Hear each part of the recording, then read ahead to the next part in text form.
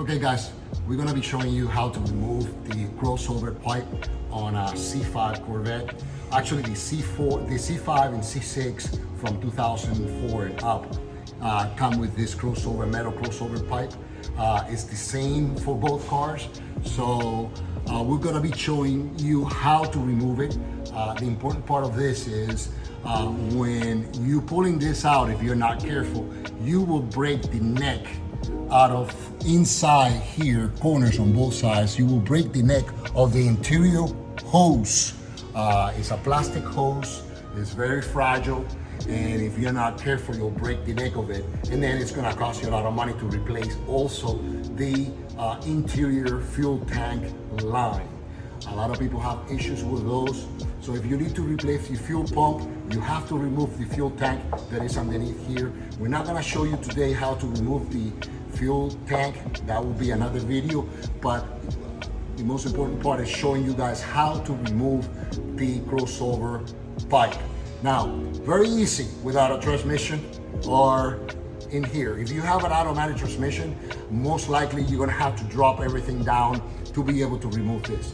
Very little space with an automatic transmission to pull this crossover pipe out. Actually, I would say almost impossible. Now, if you have a manual transmission, there is enough clearance here removing your exhaust to get your hands in there and remove this crossover pipe. But my suggestion is put it on a lift or put the car high enough so you can get underneath and work on it easily, because it's not an easy task. First, we're gonna remove that 10mm bolt. So the next step what we're gonna do is, there is a butterfly washer that it's what's holding this in place to your tank. And it's this right here that you see right here. And what we're gonna be doing is, we're gonna take a hammer and a pry bar, we're gonna put it in the corner here, we're gonna hit it and turn it counterclockwise until this hits this here, and that will bring this to a complete loose position. And we're gonna have to do the same thing on the other side. And this, you can see the butterflies here a little bit better. And this one, we're gonna hit it right here until it goes up, and that will bring it to a complete loose position. And from there, we're gonna teach you guys how to pull it out actually. Okay, right there, it just came loose. You guys can see this is completely loose already. Okay, so now we're gonna do this side.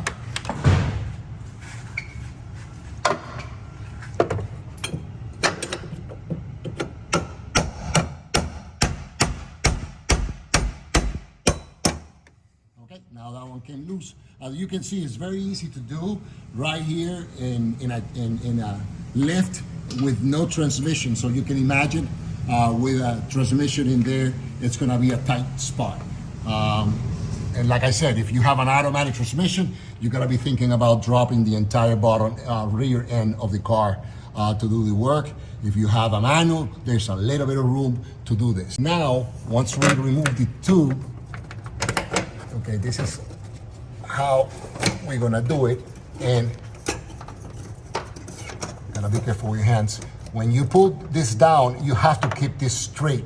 If you don't keep it straight, then you're gonna break the neck out of the inside fuel tank lines.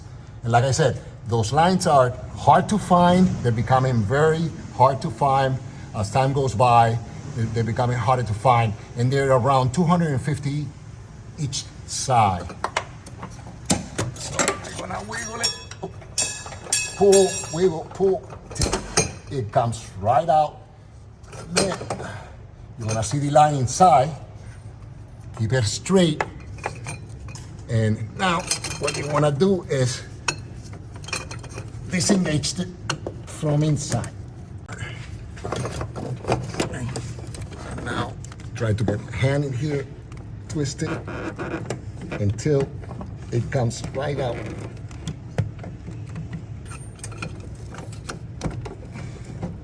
Yeah, there you go. Okay.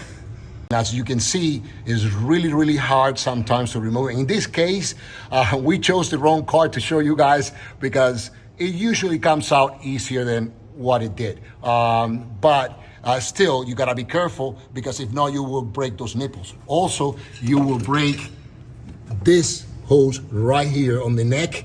And if you break it off, then obviously you gotta change this this hose right here completely, and then it's not, you know, it's gonna become really expensive. So we're gonna do the other side.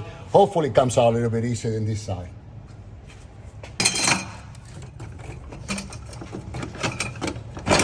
Okay, there you go. So this one came out a little bit easier than the other side. Usually this is how it comes out, that way. You know, it's not that hard. Now, as you can see, we save both sides, the hose from both sides of the tank. Okay, so now the next thing is that you gotta remember is you guys saw how hard this was without a transmission in place. So imagine doing this kind of job on the floor, you know, with the jack stands and with a tranny in the middle. So if you're gonna do it, be patient, grab a cold beer and do it a nice day so you can enjoy your time while you're doing this, because it's not an easy job, all right? The thing that we have to remove if you're gonna remove the fuel tank out is this evaporated line.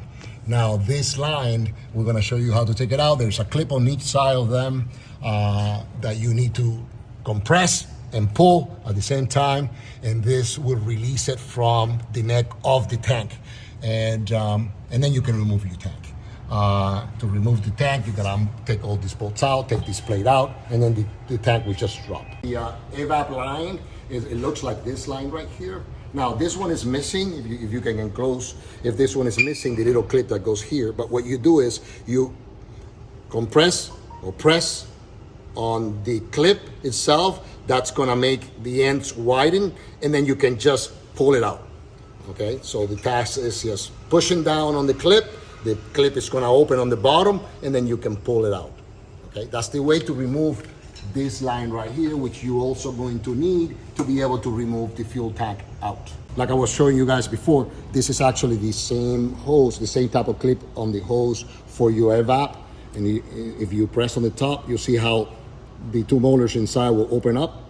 See how it open up, and then you can pull it out. This is the same way you're gonna pull out your Evap line between the two tanks. Okay guys, I hope you guys liked the video, and don't forget to subscribe or give me the fingers up. Okay, thank you guys, enjoy it.